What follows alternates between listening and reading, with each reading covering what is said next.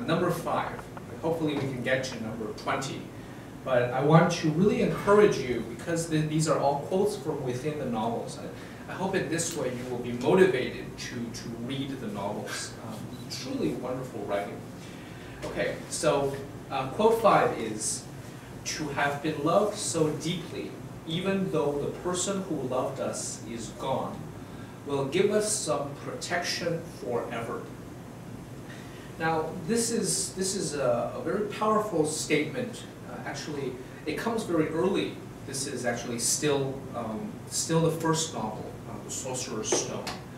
And Dumbledore is explaining to Harry that there is no more powerful kind of magic than love. That sounds like very cliche, right? It sounds cliche. But actually, it refers to a very real fact. If you have been loved as a child, if you are loved as a person, it changes you. Okay? It changes you, and yeah, it gives us some protection forever. And in the novel, there's real protection. There's real protection in blood. It's a very, very powerful moment. Let's move on to the 6th quote. Okay, so yeah, it won't take too long. Okay, this is probably the most important quote. Actually, we are now in Book 2, The Chamber of Secrets. This is after Harry discovers that he has the ability to talk to snakes. So actually, he has a very strange ability that people find is very sinister. And Dumbledore tells Harry that it is not our abilities. So you are able to speak to snakes, okay, but it is our choices that show what we truly are. In other words, it doesn't matter who you are, where you come from. It doesn't really matter what abilities you have or you don't have. It's what you choose to do. In every given moment, do you choose to do the right thing? Do you choose to sacrifice yourself? Do you choose to be kind to someone else? And that is the important thing. So that is the 6th quote. And that is the Chamber of Secrets. It's all about this, Book 2. It's all about who am I and how do I choose to do something. Okay, let's return here. This is number 7. It takes a great deal of bravery to stand up to our enemies, but just as much to stand up to our friends. Okay, this is Book 1, at the end of Book 1. Because Neville Longbottom stands up to Harry, Ron, and Hermione. And this is when all the points have been added up, and Dumbledore knows this. He needs to, this is the first time they're going to win the House Cup. But there's still a little bit more. Let's take a look here. So therefore, it changes to red, award 10 points to Mr. Neville Longbottom. And so Neville, actually, he is the hero here. He is the reason why this very successful House Cup revolt succeeds. And that is the 7th quote. All right, okay. Have a biscuit, Potter. Now, this is a very funny moment in the text. There are some very heartwarming moments, but there are some very funny moments as well. Have a biscuit, Potter is in Book 5, actually.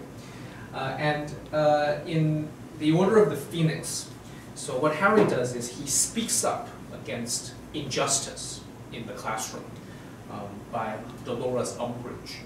And this is a very strange thing that happens to a school, because a school gets infiltrated by political power. And normally, Professor McGonagall, she's very strict with Harry. But when Harry gets sent to her office by Dolores Umbridge, her response surprises Harry. She offers Harry a biscuit. Okay, imagine going to your teacher's office and you think, okay, no, I'm in trouble. Something's bad's going to happen. 我被当了.老师说吃个饼干吧. That's a very funny moment, and Harry doesn't understand the first time. Yeah, that's a very it's very memorable. Yeah, it's really strange. And of course, Professor McGonagall explains to Harry that he should be more careful because of what's happening. Okay, so Anyway, there are some very funny moments in the novels, especially if you read it in English.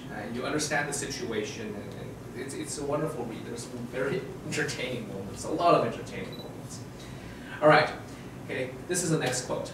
Okay, Mrs. Weasley set the potion down on the bedside cabinet, bent down, and put her arms around Harry. He had no memory of ever being hugged like this, as though by a mother.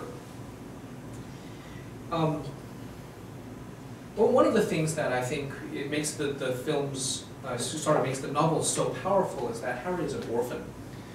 And a lot of us can relate to losing family members who have not been so, who have made a big impact on our lives but are no longer with us. And somehow we also have some substitutes in our lives. I certainly have surrogate parents, surrogate people who stepped in to help me when my mother wasn't able to. Stepped in as a father figure to fill in for my father. And Mrs. Weasley, she is this mother figure to Harry, in many ways actually. And it's wonderful to see how they embrace him into their family. They're very poor. The Weasleys don't have a lot of money. They have a lot of kids. They're very poor. But they're able to incorporate another. Okay, quote 10. But Sirius did not reappear, but Sirius did not reappear. There's a black dog, there's a dog here, because Sirius is an animagus and he's able to change into this grim figure, a very, very, very big dog. And this is the moment in the Order of the Phoenix when Sirius dies. He falls into the veil in the Department of Mysteries, and then he's just gone. It's a very surreal moment, actually. There's no body to bury. There's no real proof that he's died, but you have to reckon with that because he was hit by a killing curse, and then Harry has to live with this fact that he died. Yeah, that this father figure, his one link to his parents, who they're best friends, is now no longer there. And Harry Potter is very much about this. It's about losing your protectors, losing people you love along the way. So, what does that tell us about life? Something for us all to think about. Losing loved ones. Yeah. Okay, this is a very powerful moment about girl power. Hermione got there first. Smack! She had slapped Malfoy around the face with all the strength she could muster. Oh my gosh, this is a good moment. Prisoner of Azkaban, Book 3. So, it's powerful because, why is it so wonderful? Because she can use magic, right? She can basically curse Malfoy with her wand, but no, she uses physical force. Pow! Have you ever been slapped by a girl? Okay, if you haven't, well, okay. I was going to make a joke, but anyway, the point here is Hermione is so angry, and Malfoy doesn't know what to do either. This is real girl power. It's very rare in novels that you get a girl who is so powerful. Hermione is, of course, brains and heart, right? She's very, very smart, a great student, but she also has a good heart. She's very, very kind. Yeah, perfect girl. And this smack that she has, like she loses her temper, and she has to smack this bully here of Malfoy, is very satisfying. Okay? And it's very, very memorable because it sort of builds up through the novel. You're waiting for something terrible to happen. And this is the first, actually, this is the first of a series of attacks that they later attack Malfoy. So actually in 4 and particularly in 5, actually, there's a series of curses that they put on Malfoy. It's very, very satisfying. Anyway, so if you are a girl who's looking for a good role model, Hermione Granger in the Harry Potter series. Okay, highly recommend. Okay. There's no need to call me sir, professor. Okay, so this is Harry Potter talking back to his least favorite teacher in Hogwarts, Severus Snape. and Snape has requested that Harry Potter call him by professor or sir, but this is cheekiness. Okay, so he's basically being a smart guy here, 有点回嘴. And this is very satisfying because, yeah, the kind of moment that you see here is that Harry is growing up. There's a moment where he just doesn't take this kind of bullying anymore. So at the beginning, he's very scared of Snape, and he tries his best, to lay low. But this is a moment where he talks back. A moment when you grow up, you realize that you're whatever. This is a very nice moment. Okay. So yeah, the sass, right? Okay. This is also a very life-changing moment in the Order of the Phoenix, Book 5. So Fred Weasley and George Weasley, they are twins, and they are rebelling against Dolores Umbridge. So Umbridge has set up all of these terrible regulations, very unfair. And normally Peeves, who is a poltergeist, he causes a lot of trouble in the castle. But this time, Fred and George Weasley, by throwing off these fireworks, and they're escaping Hogwarts, they instruct Peeves to give Dolores Umbridge hell. And a word like this normally should not appear in a children's novel. But you have a moment of real language here. You shouldn't say hell, right? This is considered a borderline taboo word. But really, this shows the power and strength of rebellion and of revolution. So when the system of power is wrong, you are being taught here to rebel. When the system of power, when there's corruption, when there is abuse of power, you rebel. And that is something that I think is very, very good to learn when you're 15 years old, when you're Harry's age in a novel. And of course, Peeves gives Dolores Umbridge hell. It's very satisfying. Okay, this is also, goes a bit quickly. But not my daughter, you ... And this word is bitch, okay, B-I-T-C-H. This is the only time that a really bad word appears in the Harry Potter novels. It's spoken by Molly Weasley, so Ron's mother. And this is a moment in Book 7 in the Deathly Hallows, where it's a final big battle, okay, and they're battling it out. And Bellatrix Lestrange turns her wand onto Ginny Weasley, their only daughter, right, their only daughter. And so Molly Weasley, this mother instinct to protect her only daughter, says to Bellatrix, okay, not my daughter, you bitch. Okay, very satisfying moment. And of course, Molly Weasley defeats Bellatrix. This is, yeah, the power of motherhood. Of course, it's satisfying in the language, but the power of motherhood trumps the power of obsessive love. So family and real love, motherly love, defeats obsessive infatuation. Okay, yeah, so that's the point here. Okay, very satisfying to read. I was very surprised when it showed up in the book, actually, when you were so young. Okay, all right, a few sad moments here. All right, this is also in Book 7, Deathly Hallows. And his eyes were nothing more than great glassy orbs sprinkled with light from the stars they could not see. Okay, so this is a description of Dobby the house elf.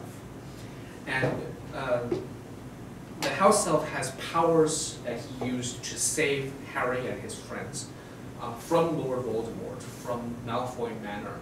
But at the crucial moment, Bellatrix Lestrange throws a knife through his chest. And so the last thing that Dobby was able to do was to save his friends. And then he dies. And this is the scene where he dies.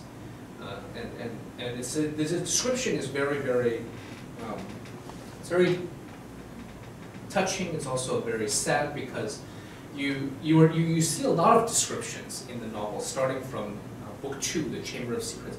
there are many, many descriptions of Dobby's eyes. Okay? They're described as big as tennis balls, and a lot of energy there, a lot of spirit and soul in his eyes. But at this moment, with his eyes open, he looks at Harry, he says, "Harry Potter," and then the light goes out. Okay? And so he sacrifices, this is a house elf who sacrifices himself for his friends. And we should all think about, are we able to do that? Are we willing to do that for the people that we love? Okay? Sad moment. Okay, so let's move on. All right, sad moment. But anyway, it's about loss, and the novels teach us about loss and despair. Okay. Severus, please. Okay, these are Albus Dumbledore's last words in the 6th book, The Half-Blood Prince. And so this is the moment where they're in the tower, and Albus Dumbledore is very weak, and he immobilizes Harry so Harry cannot move in the novels. This is what happens. And these are the words that Harry, the description is Harry is very terrified because Dumbledore is pleading here. He's begging for something. And Severus Snape, of course, murders, well, he doesn't murder, he kills Dumbledore, right, with this green light curse, okay, Avada Kedavra, killing curse.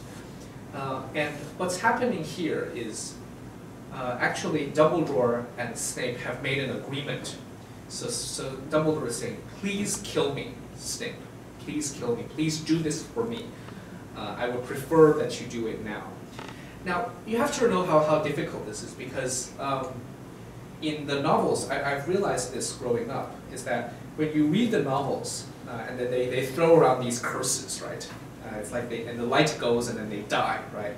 That's actually not very, it's not very graphic. It's not that, you don't see it as very violent, okay? You sort of imagine that it's a little bit, it's a bit magical, and it is. But the equivalent is to take a gun to someone's head and pull the trigger, boom. That's the equivalent. Can you do that? Can you take a life like that? Very, very difficult thing to think about. So please remember this when you're reading this Avada Kedavra, this killing curse. Basically, you're firing guns. Right? This is the idea here. It's not just a curse, right? It's like a bullet to the head. So it's very hard to do. That's why Dumbledore has to plead with Severus Snape. Anyway, yeah, it's a very disturbing moment in book 6, and you later find out. It's all good. So 7. What number is this? Which number are we on? Anyway, this is the moment where Harry decides. He understands. It's okay. He understands that he needs to sacrifice himself. The information that he is given is he needs to walk through the forest to meet Voldemort and let Voldemort kill him. Only then can this war end. Okay, I'll spare you all the details, but so he uses the resurrection stone, part of the Deathly Hallows, to call back his protectors, his parents. So he calls. So his father shows up, James, and Sirius, of course, shows up.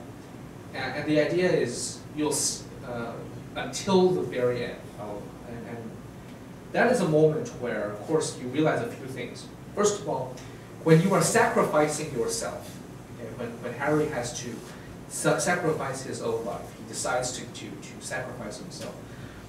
What you think about, what you hold on to, is your parents and your loved ones, and they stay with you. So we are part of you, invisible to anyone else. And that's similarly if you are away from people you love. It's also something to remember that they are always with us, no matter where they are, even if they're gone. Right. Okay, I feel like I'm preaching, but that's the message of the novel. Yeah. Okay. 18. Okay, so this is 18. Ah, okay, wonderful. Of course it is happening inside your head, Harry. But why on earth should that mean that it is not real? Deathly Hallows, okay, close to the ending. So, so like I said, Harry sacrifices himself, and then there's this Avada Kedavra curse. And then he goes into this, this place where he's not exactly dead. And he still has, he's in between, right? Not in the afterlife yet, but he is not dead, completely dead yet. He can still go back. And he has a long conversation, this long discussion to ask Dumbledore some questions, and they have this long conversation. And Harry asks, the last question is, so is this real, Professor? Is this real? Or is it all happening inside my head? And Dumbledore says, of course it is happening inside your head, but that doesn't mean that it's not real. This means a lot of things. There are a lot of ways to interpret this. But the way that I choose to interpret it today, for all of you here, is that when you read novels, not just Harry Potter, but all kinds of novels, when you watch films, remember that it's all a make-believe world. You create, something that is not real, right? But if you experience those emotions, if you go through the plot, it happens in your head, but it's real on another level. We have to think about this. There are more people in the world who know about Hogwarts, who know the rooms of Hogwarts, what the common room looks like. They have this idea. It's just as real as if you have a real place. It's real in a very special way. And that's what the magic of novels. That is the magic of film. That's the magic of literature. Okay, so think about that. Yeah, chew on that. Hopefully, when you are reading. Okay, we're almost done. I believe the most important is we saved the best for last. Okay, so the next quote is probably "Always," okay, by Severus Snape. Okay, always. And it's very powerful because we know this. We know that Severus Snape loves Harry's mother, Lily, for a long time. And Dumbledore asks Snape, so you still love Lily, you're still thinking about her, she's still with you after all this time? And Snape says, always. And this is the culminating line of what love really is, right? It stays with them. It stays with us always. And always means all the time and for always. Right? Always and forever. So yeah, if you want the most tragic love story, I think it's a beautiful, tragic love story, read Harry Potter. And this shows in the 7th book, always. Okay, the last one is, of course, the last line of the novel in the epilogue. The scar had not pained Harry for 19 years, and then all was well. And that is the ending of the last novel.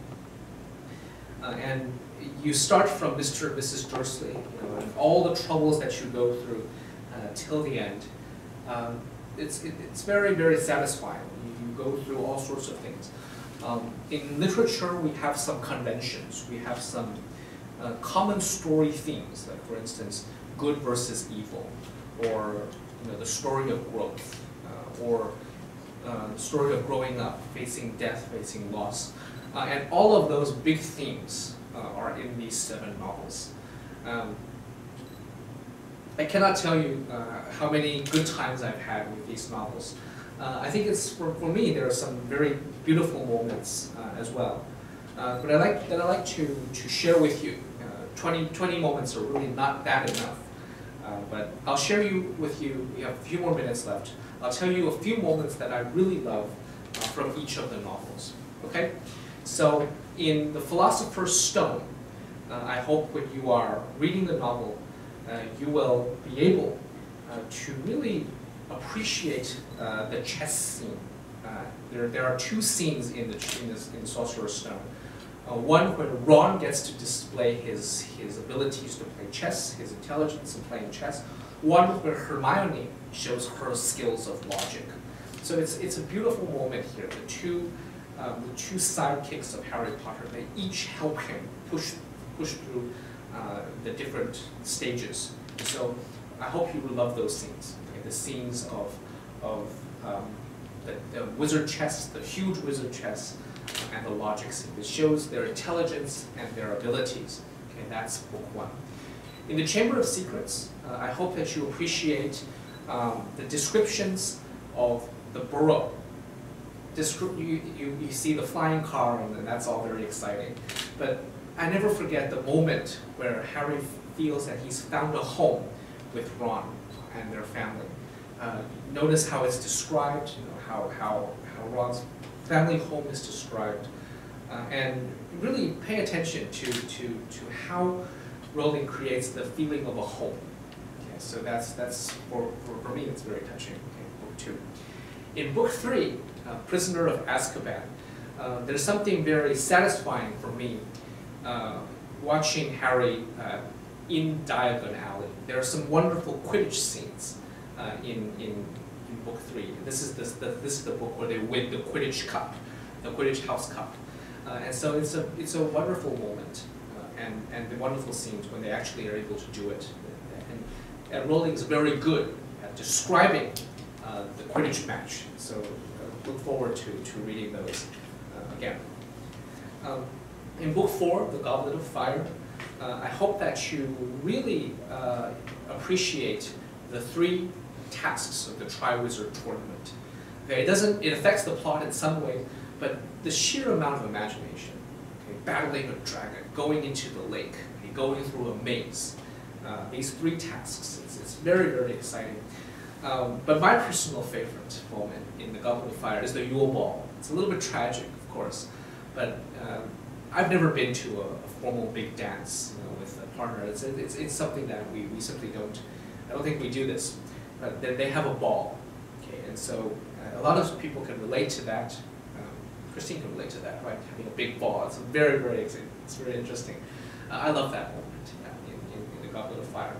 And of course, the ending, the culminating ending, it just keeps getting better and better and better. It gets darker and darker and better at the end. But it's a very thrilling read, The Goblet of Fire. The Order of the Phoenix. I hope that you pay attention to the Ministry of Magic, okay, the different floors, how Rowling, you know, describes this beautiful office space.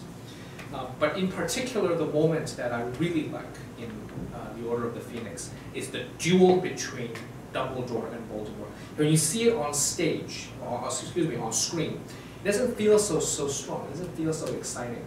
It looks very nice on screen, but the intensity, I think, in the novel, the way it's described, this duel in the chapter called "The Only One He Ever Feared," this Dumbledore and Voldemort. It's very clear Dumbledore is much more powerful. It's very satisfying to read.